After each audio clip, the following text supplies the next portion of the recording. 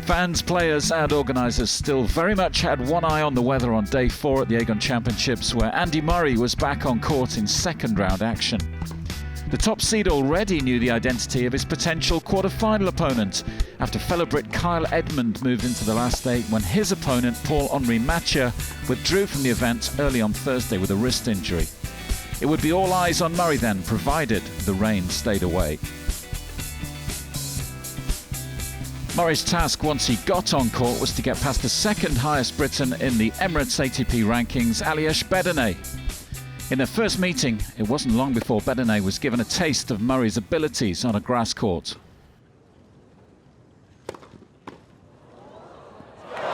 Good anticipation.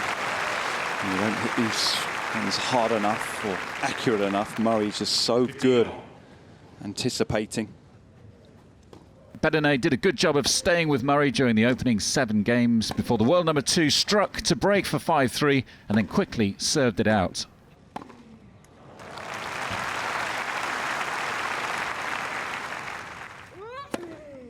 Game in first set.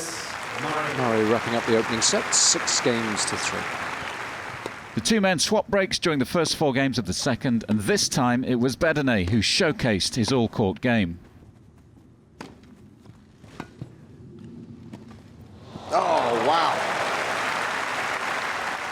It wasn't long, though, before Murray was applying the pressure once more. Game Murray. And that break of serve was enough for the top seed to advance. The cream of British tennis on display at Queen's at the Aegon Championships this afternoon, but it's the world number 2 who progresses. Afterwards, Murray said he'll need to be on his guard when he takes on Kyle Edmund on Friday. Kyle's a big, strong guy. You know, he's obviously young, but you know he hits the ball big, serving better. You know, he goes for it from the back of the court, and you know, I'll need to be ready because you know he's going to be pretty motivated to play on the centre court in front of a full crowd. The second match of the day saw third seed Milos Raonic take on lucky loser Jiri Vesely for a place in the last 8.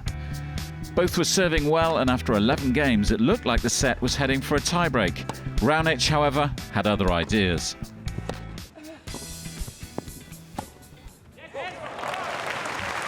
McEnroe and Getty on their feet after this point. They'll be very happy with that backhand dig.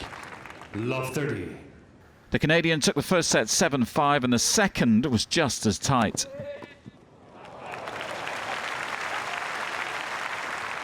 Raonic settled it when he took the second set tiebreak 8-6. Made it a hard-fought battle that. But Raonic able to get it done. Elsewhere, Luxembourg's Gilles Muller came through an extraordinary match with John Isner on court 1, 3-6, 7-6, 7-6.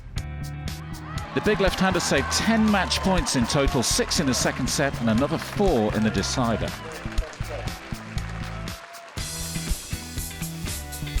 Muller's opponent in the last 8 will be Raonic Tomic after the unseeded Australian battled past Spaniard Fernando Verdasco in 3 tight sets, 6-7, 6-4, 6-4.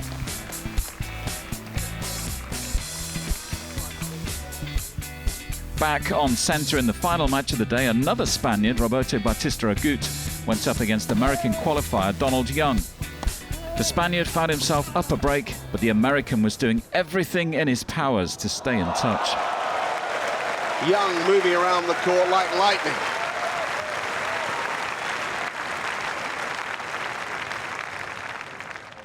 Bautista Agut maintained his advantage long enough to put the set to bed.